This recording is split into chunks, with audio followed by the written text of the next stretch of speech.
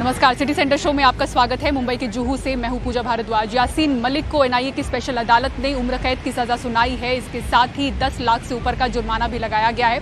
आपको बता दें कि यासीन मलिक को पहले ही दोषी करार दिया गया था। दिल्ली के पटियाला हाउस कोर्ट से लेकर श्रीनगर तक यासीन मलिक की सजा के इंतजार में तनाव तीखा होता रहा। श्रीनगर में कहीं कहीं नारेबाजी शुरू हुई तो पुलिस ने लाठीचार्ज भी किया। आखिर 6 बजे के आसपास फैसला आया, जिसका 3:30 बजे से इंतजार था। एनआईए कोर्ट ने यासीन मलिक को 2 अलग अलग मामलों में उम्र कैद की सजा सुनाई। उसके खिलाफ देश के विरुद्ध युद्ध छेड़ने का मामला है और दूसरा आतंकियों के लिए पैसे जुटाने का मामला है। इसके अलावा 5 अन्य मामलों में उसे 10-10 साल की सजा हुई। ये सारी सजाएं एक साथ चलेंगी, जबकि उस पर 10 लाख रुपए से ऊपर का जुर्माना भी लगाया गया। यासीन मलिक ने 10 मई को अपना जुर्म कबूल कर लिया था। एनआईए ने उसे फांसी देने की मांग की, जबकि उसके लिए नियुक्त न्याय मित्र ने उम्र कैद देने की गुजारिश की थी। सुबह जब कोर्ट में कार्रवाई चालू हुई तो दोनों पक्षों ने, एनआईए ने अपना पक्ष रखा। उन्होंने मैक्सिमम सेंटेंस की मांग की, जो इस केस में कैपिटल पनिशमेंट है 121 आईपीसी के अंदर। मैं कोर्ट द्वारा अपॉइंटेड अमाइकस क्यूरी, मैंने इस केस का जो मिनिमम था 121 के अंदर, दैट इज लाइफ, मैंने उस चीज़ का कोर्ट से रिक्वेस्ट किया। कोर्ट ने दोनों लोगों के पक्ष को सुनते हुए यह मैटर को फिक्स किया for the order on sentence. Yasin Malik Kashmiri अलगाववाद का जाना पहचाना चेहरा रहा है। माना जाता है कि घाटी में आतंक के बीच उसके संगठन JKLF ने ही बोए। घाटी में पंडितों की बेदखली में भी इस संगठन की अहम भूमिका रही।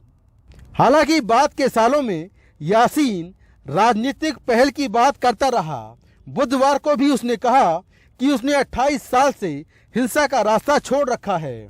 वो गांधी के रास्ते पर चलने पर यकीन रखता है, मगर पुराने जुर्म मलिक का पीछा करते रहे। एक अन्य मामले में उस पर एयरफोर्स के 4 अधिकारियों की हत्या का आरोप है। उस मामले के पीड़ित अब भी वह वारदात याद करते हैं। नटीपुरा का रास्ता जब ये बता रहे थे मेरे हस्बैंड, तो उसने इनके एब्डोमेन पे एक गोली मारी।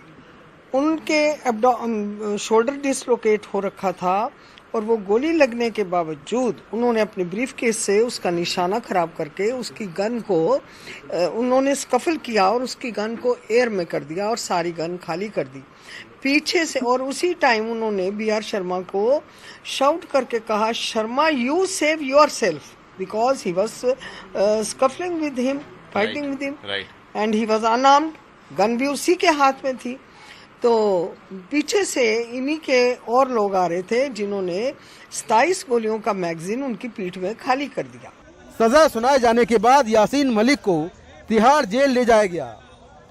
आतंक से जुड़ा ये पहला मामला है जिसमें यासीन मलिक को सजा हुई और पहले ही मामले में यासीन मलिक ने अपना जुर्म कबूल कर लिया। हालांकि सजा पर बहस के दौरान उसने ये बार बार कहा कि अब वो गांधी के रास्ते पर है, लेकिन कोर्ट ने कहा कि अब इन बातों का वक्त निकल गया है। नई दिल्ली से कैमरामैन मोहम्मद मुसलिन के साथ मैं मुकेश सिंह, NDTV इंडिया। और अब आइए बात करते हैं कांग्रेस के वरिष्ठ नेता रहे कपिल सिब्बल की, जिन्होंने अब कांग्रेस का हाथ छोड़ दिया है और सपा के समर्थन से राज्यसभा का उन्होंने पर्चा भरा है। पर्चा भरने के दौरान ही उन्होंने इस बात का खुलासा किया कि अब वो कांग्रेस के साथ नहीं। ये तस्वीर आत्मचिंतन और आत्ममंथन के दौर से गुजर रही कांग्रेस के लिए भारी पड़ सकती है। वरिष्ठ वकील और कांग्रेस के कद्दावर नेता कपिल सिब्बल बुधवार को लखनऊ पहुंचे और राज्यसभा के लिए अपना नामांकन पत्र दाखिल किया। साथ में सपा प्रमुख अखिलेश यादव भी मौजूद रहे। कपिल सिब्बल सपा के समर्थन से निर्दलीय के तौर पर राज्यसभा जाएंगे, लेकिन कपिल सिब्बल ने बताया कि उन्होंने 16 मई को कांग्रेस से इस्तीफा दे दिया है। विपक्ष में रह के हम एक गठबंधन बनाना चाहते हैं, सभी का गठबंधन, ताकि हम मोदी सरकार का विरोध करें। हम चाहते हैं कि 2024 में एक ऐसा माहौल बने हिंदुस्तान में कि मोदी सरकार की जो खामियां हैं वो जनता तक पहुंचाई जाए। 16 मई को मैंने कांग्रेस पार्टी से त्याग पत्र दे दिया है। समर्थन सभी ने मुझको दिया है, सारे उत्तर प्रदेश में जो यहाँ दल है उसमें समर्थन मुझे मिला है। 6 साल पहले भी कपिल सिब्बल यूपी से राज्यसभा पहुंचे थे, लेकिन उस समय वो कांग्रेस के प्रत्याशी थे और सपा ने इनका सहयोग किया था। इस बार सिब्बल ने कांग्रेस छोड़ दी है। कांग्रेस के नेता कपिल सिब्बल के इस निर्णय पर आश्चर्य व्यक्त कर रहे हैं। कपिल सिब्बल जी से ये उम्मीद या आशा नहीं थी, क्योंकि एक लंबे समय से वो कांग्रेस में रहे और विभिन्न पदों पर रहे और कांग्रेस से ने भी उनको पूरी तरह से सम्मान और प्रतिष्ठा दी थी। लेकिन इस तरह से वो पार्टी छोड़कर चले जाएंगे और सिर्फ एक राज्यसभा की सीट के लिए, ये ऐसी उम्मीद हम लोग उनसे नहीं थी। कपिल सिब्बल को राज्यसभा भेजने में सपा नेता आजम खान का बड़ा अहम योगदान है। कपिल सिब्बल ने ही आजम खान को सुप्रीम कोर्ट से बेल दिलाई है और अखिलेश यादव कपिल सिब्बल को राज्यसभा न देकर आजम खान को नाराज नहीं करना चाहते थे। कपिल सिब्बल कांग्रेस के उन असंतुष्ट नेताओं की फेहरिस्त में शामिल थे जिन्हें G23 के नाम से जाना जाता था। फिलहाल कपिल सिब्बल का तो फायदा हो गया, पर अखिलेश यादव से उनके कुछ सहयोगी इस निर्णय से नाखुश जरूर नजर आ रहे हैं। अखिलेश यादव कपिल सिब्बल को राज्यसभा भेजकर काफी हद तक आजम खान को मनाने में तो कामयाब हो गए हैं, लेकिन इस चक्कर में जयंत चौधरी रह गए। तो अब कहीं ना कहीं जयंत और अखिलेश के बीच दूरियां थोड़ी बढ़ी हैं।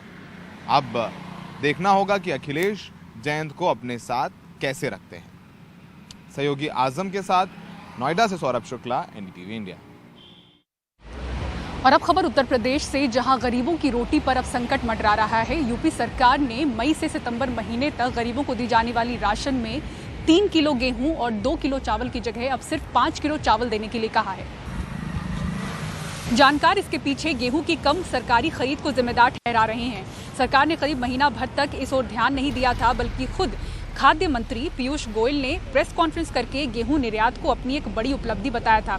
लेकिन 15 दिन बाद ही सरकार को अपनी गलती का एहसास हुआ और 13 मई को गेहूं निर्यात पर रोक लगा दी गई। लेकिन अब तक निजी कंपनियों ने 50 रुपए से लेकर 100 रुपए प्रति क्विंटल ज्यादा देकर किसानों का गेहूं खरीद लिया था।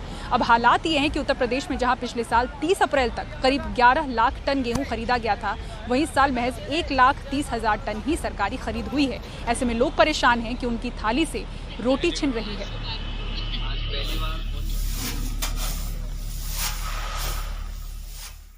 और दिव्यांग बच्ची सीमा के हौसले ने मुसीबतों की सीमा को भी कम कर दिया है। सीमा रोजाना 1 किलोमीटर की दूरी तय कर स्कूल पहुंचती है।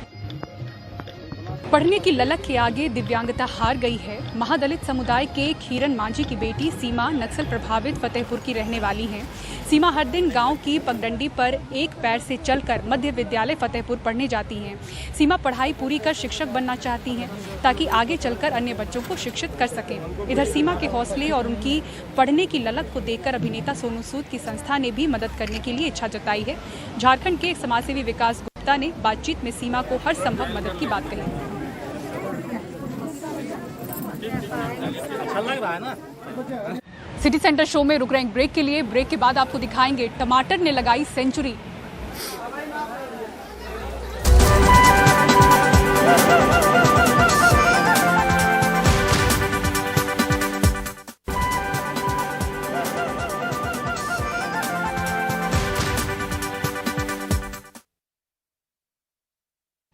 और नींबू के बाद देश भर में टमाटर की कीमतें आसमान छू रही हैं। दक्षिण भारत के बाद अब मुंबई शहर में टमाटर की कीमतें सेंचुरी छू चुकी हैं। मुंबई के थोक बाजार की बात करें तो 70 से 80 रुपए प्रति किलो टमाटर बिक रहा है, तो खुदरा बाजार में 100 रुपए प्रति किलो। तो आम लोगों का बजट किस तरह से बिगड़ रहा है, सुनील सिंह अपनी इस रिपोर्ट में बता रहे हैं। मुंबई में भी टमाटर की कीमत आसमान छूने लगी है। अमूमन 20 से 30 रुपए किलो मिलने वाला टमाटर अब 100 रुपए तक पहुंच गया है। नतीजा, लोगों के किचन का बजट गड़बड़ा गया है। हाँ, पहले से बहुत ही महंगा हो गया है। पहले क्या बात? पहले तो 20 रुपए 30 रुपए था, अभी तो बहुत ही 80-70 किलो हुआ है। तो खाने में कुछ कम कर रही है, क्या करें, कैसे एडजस्ट? अभी कम ही कर गया ना, इसके लिए तो अभी तो 15 दिन के बाद लेने के लिए आए हैं टमाटर। 80 रुपए किलो। 15 दिन तक कैसे काम चल गया? कोई नहीं था ना, लेके गए थे तो एक यूज ही करते थे। बाजार भाव बदलता रहता है, लेकिन इस समय टमाटर जो है वो इतना महंगा हो चुका है कि लोगों के चेहरे भी लाल हो चुके हैं और खास करके किचन का जो बजट है वो गड़बड़ा चुका है। थोक बाजार में भी टमाटर 70 से 80 रुपए किलो बिक रहा है। वजह है दक्षिण भारत से टमाटरों का न आना। माल नहीं आ रहा था, कहीं पे माल है ही नहीं, माल मिल नहीं रहा, शॉर्ट माल बहुत शॉर्ट है। पहले जहाँ से माल आता आज वहाँ पे माल जा रहा है यहाँ से। मुंबई में दक्षिण भारत के केरल, कर्नाटक और महाराष्ट्र के नासिक और पुणे से टमाटर की खेप आती है, लेकिन इस बार दक्षिण भारत में बारिश से टमाटर की खेती का नुकसान हुआ। नतीजतन महाराष्ट्र के टमाटर की मांग दक्षिण भारत में बढ़ गई है। दूसरे नासिक में टमाटर के खेत में सफेद मक्खियों के जरिए टूटा एब्सोल्यूटा वायरस फैलने से नुकसान बढ़ा है। 1 एकड़ टमाटर लगा है, एक एकड़ में कम से कम लाख रुपया खर्चा आता है। अभी फिलहाल क्या है, गर्मी भी है, उसके बाद ये मक्खी जो आई है ना, अभी ये नई बीमारी, ये मक्खी ने इतना परेशान किया है कि कम से कम 100 जाली निकलना चाहिए ना, वहाँ कम से कम 10-5 ही जाली निकल रहा है। इतना ख़राब माल हो रहा है और स्प्रे भी मारो उससे भी कोई परेशानी नहीं, इतना घाटा हो रहा है कि कोई हद से ज़्यादा। केरल और कर्नाटक इस साइड में बारिश होने की वजह से वहाँ पे डिमांड आई है, वहाँ के व्यापारी यहाँ आए हुए हैं, उनको भी माल की ज़रूरत है। तो 55 से 60 रुपये केजी टमाटर का रेट हुआ है, मतलब पर कैरेट 1000 से 1200 रुपये का रेट है। सब्जी कारोबारियों का कहना है कि डिमांड और सप्लाई में कमी की वजह से टमाटर की कीमतें अभी और बढ़ सकती हैं। नासिक से किशोर वेलसरे और मुंबई से कैमरामैन प्रवीण रोहित साथ सुनील सिंह, एनडीटीवी इंडिया के लिए। और भाई आपको दिखाते हैं कैप्टन अभिलाषा बराक ने किस तरह से देश की पहली महिला कॉम्बैट एविएटर बन इतिहास रचा।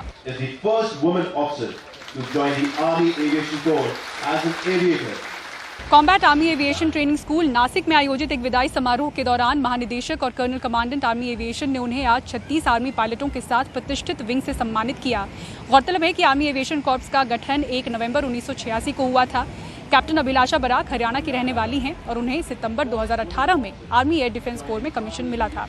आर्मी एविएशन कॉर्प्स में शामिल होने से पहले कैप्टन अभिलाषा ने कई प्रोफेशनल मिलिट्री कोर्स किए हैं।